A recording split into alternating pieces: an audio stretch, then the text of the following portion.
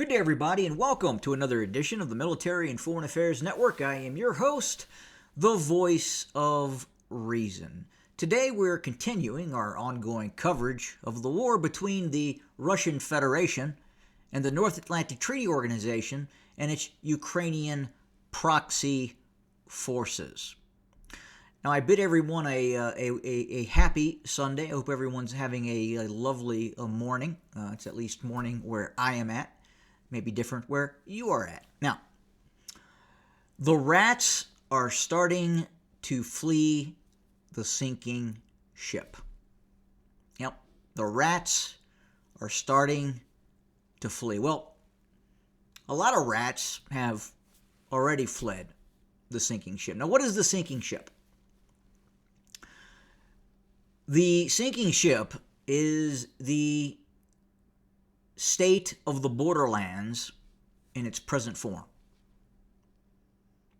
We have seen individuals like Denis Davidov avoid military service out of fear of military service, flee to the West, flee to Western Europe, and make lots of money propagating a false narrative about the ongoing war.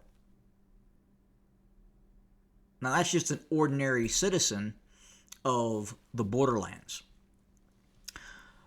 We have actual Ukrainian politicians now sending their loved ones to the United States with large sums of money.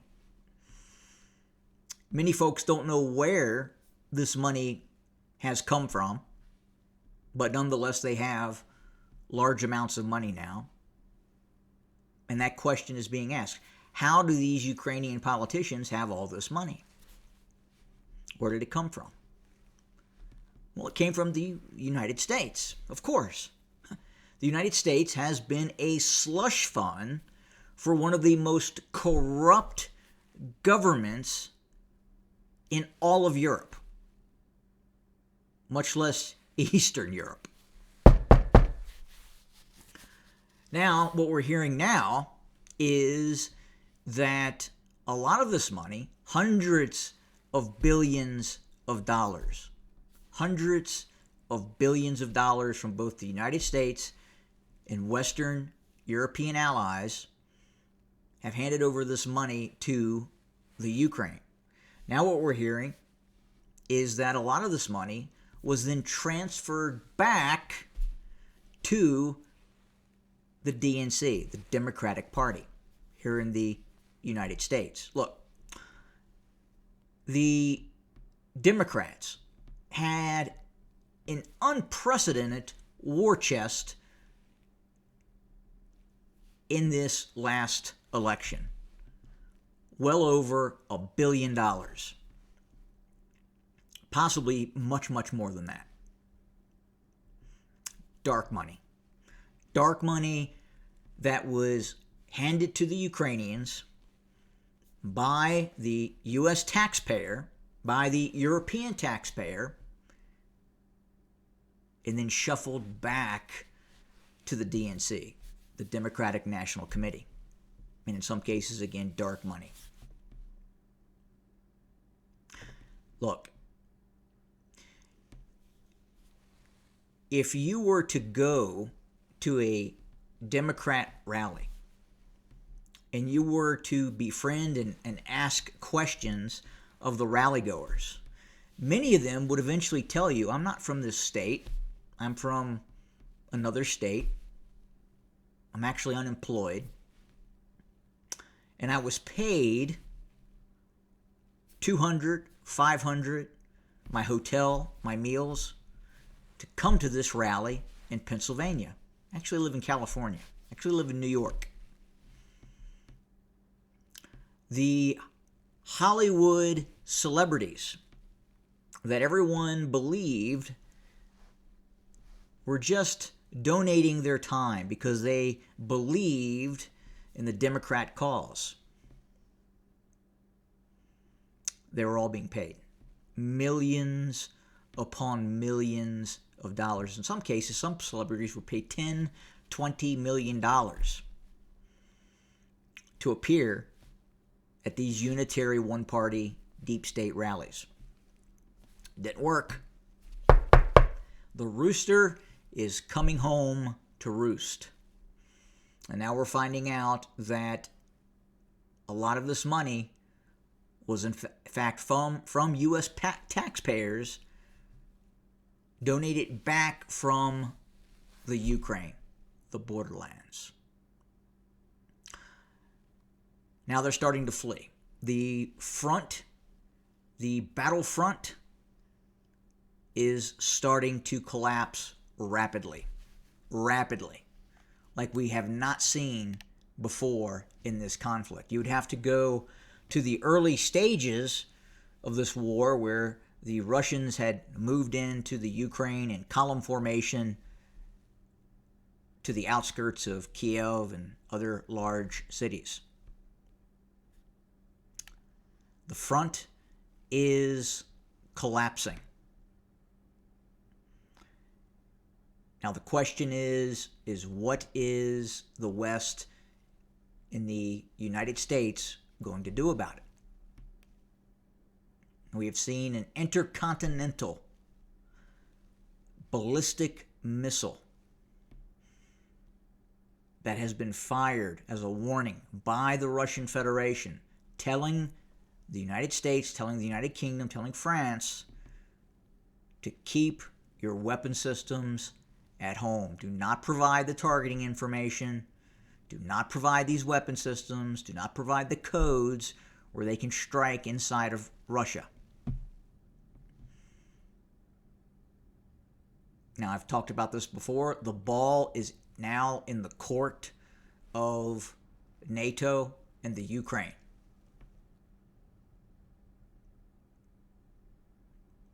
Now, we are starting to see, again, these individuals start to flee.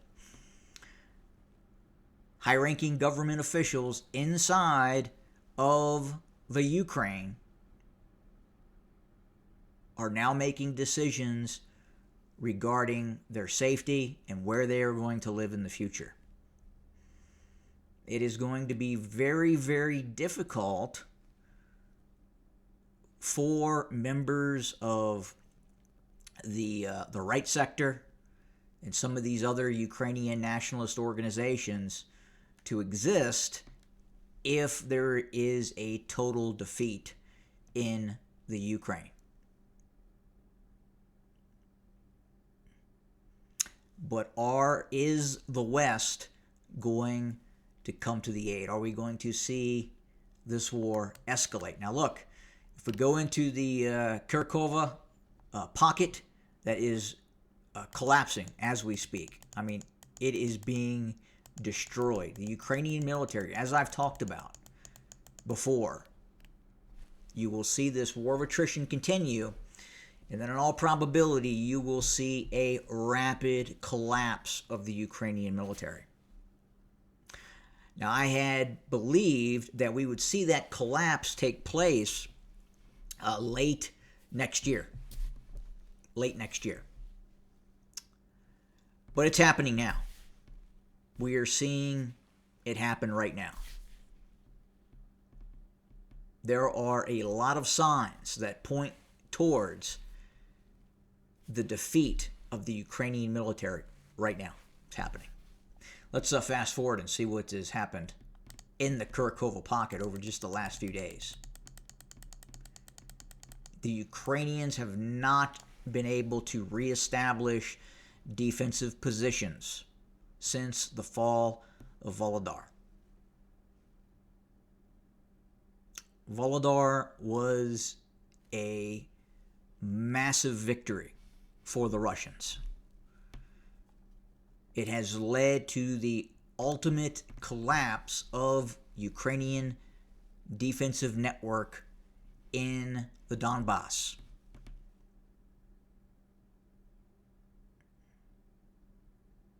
So what's going to happen now? Well, we don't know. We do not know. And not only in the Donbass, we're seeing it elsewhere as well. We're seeing Russian forces encircle Ukrainian forces, cutting Ukrainian forces off in the Kupiansk sector, threatening areas along the Oskil River, segmenting Ukrainian forces south of Kupiansk. So what is going to be the response from the West? Are we going to see a strike by long-range weapon systems against Moscow? I've talked about this, possibly. The Kursk pocket is collapsing. This massive strategic blunder by deploying some of Ukraine's best combat brigades to take potato fields in Kursk Oblast has distressed the Ukrainian military. It does not have those fire brigades that it can utilize to fight Russian forces in areas such as the Donbass. Those Ukrainian brigades are trapped in the Kursk Oblast, and the Russians are perfectly happy to keep those Ukrainian units there.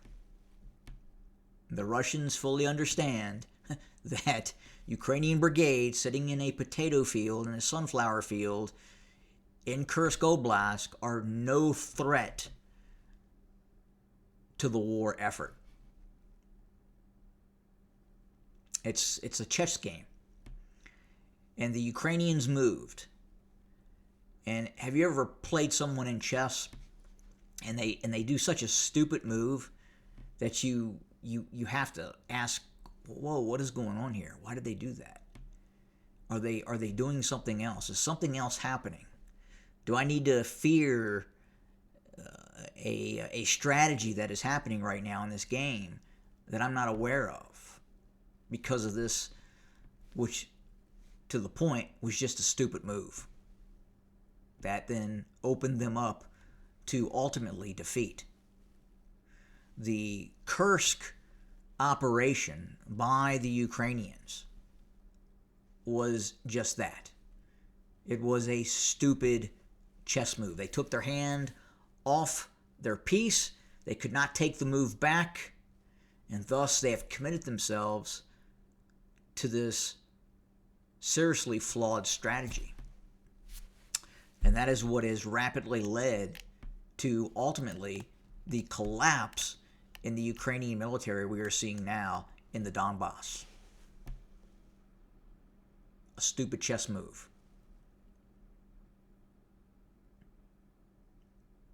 When Zelensky replaced Zaluzhny, I fear for the Ukrainians that was the point at which things started to fall apart for the Ukrainians. They replaced a very capable battlefield commander, a warfighter, with essentially a political crony. And that has led to what we are seeing right now. Volodymyr Zelensky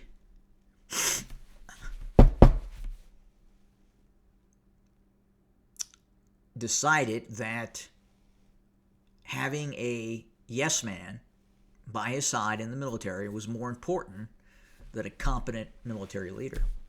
And that's what we're seeing. That's what we're seeing right now take place in this war. Now, compounding this is the expansion of the armed forces of the Russian Federation. I don't believe the end was ever in doubt. But how fast that end would arrive was something that could be debated. And now we're seeing it. We're watching it happen. The collapse of the Kurakova pocket, the eventual seizure of Pokrovsk, and ultimately the defeat of the Ukrainian military is now within the grasp of Russian forces. It's going to happen. I don't think anyone at this point can deny that outcome.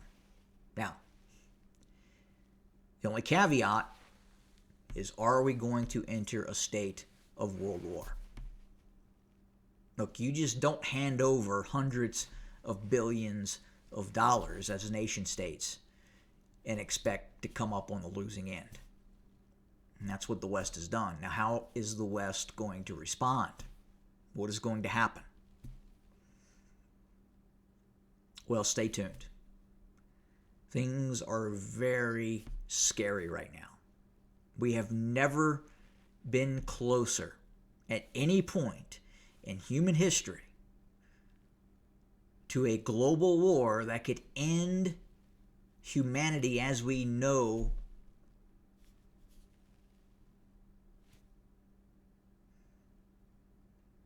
it could very well happen. An intercontinental ballistic missile was used. So what happens next? More to come as always. Thank you for joining us today. Have a good day.